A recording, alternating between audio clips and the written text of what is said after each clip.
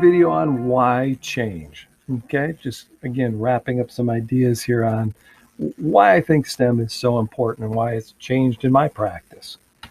Okay, and to do that, I got to take you back to someone I actually at one point considered a friend. Yeah, in 1985, Krista McAuliffe was a teacher in New Hampshire, and I was studying at Dartmouth College. And Krista came, and we had a small department. She met with us. We spent some time together. She'd been selected by NASA to be an astronaut. You know, I love to fly. Well, you may not know I wanted to be an astronaut too. So she was my hero. Okay. And she was going to fly. And it was so amazing. And I just love the quote she had: I touch the future I teach. And that inspired me. Okay. Wow. I get to impact the future on some things. And I had lots of career possibilities at Dartmouth. I chose education in part because of the impact of Krista.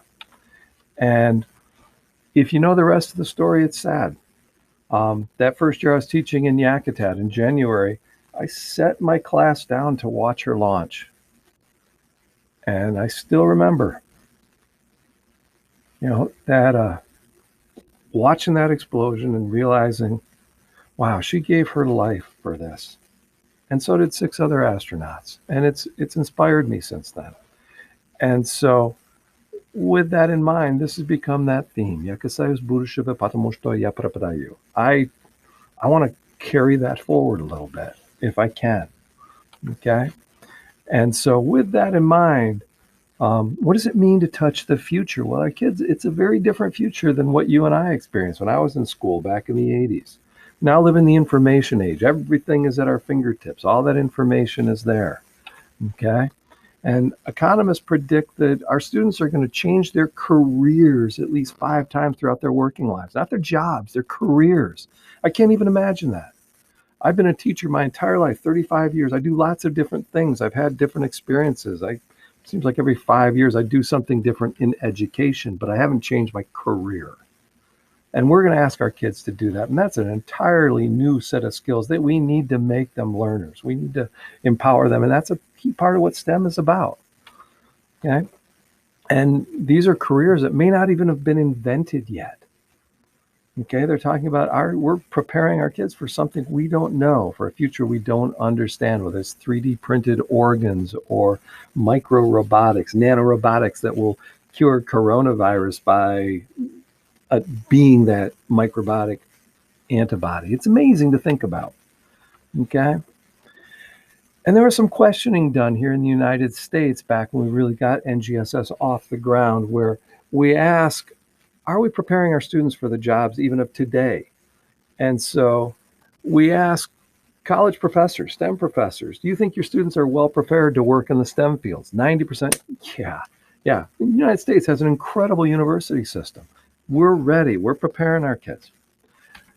We went to managers of STEM, the people who are hiring people to do these new jobs. Are the graduates ready to do the work we need them to do? 90% of them said, no, you're sending me kids who can't do what I need them to do. Okay. That's a moral imperative. We need to do something about that. And that's what STEM is about. We need to change the input and the output and make sure we're dealing with something inside the head. Okay, that it's wonderful if you can get the correct answer on the test, but in the end, they needed people who could solve complex problems.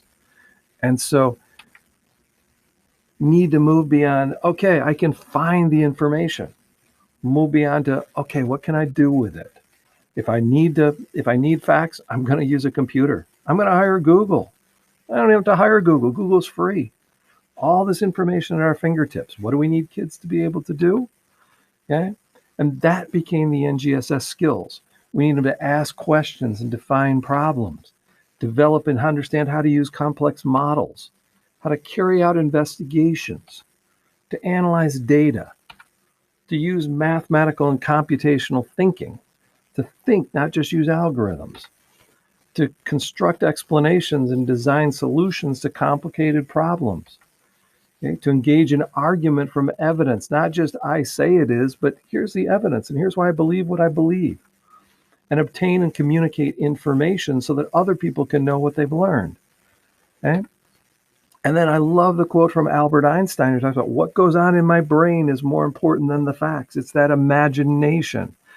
I trust this guy. Pretty brilliant.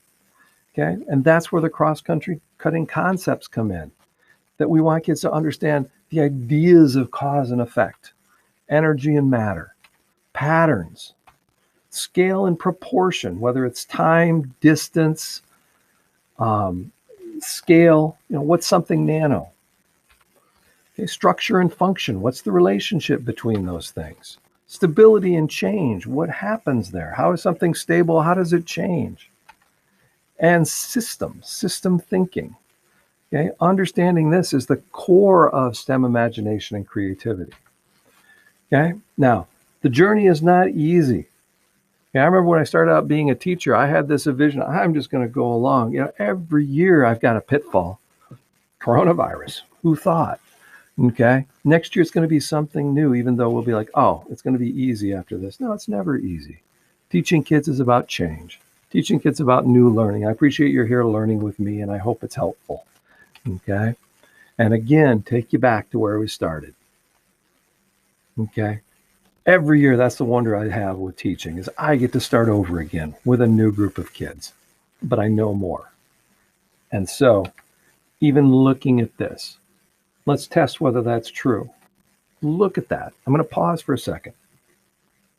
Does more make sense than it did a while ago? Are there some things on there that you're like, oh, I know why you put that there? Okay. All right. Well, you've made it through module 1, so I hope you're intrigued and move on to module 2. Thanks for listening.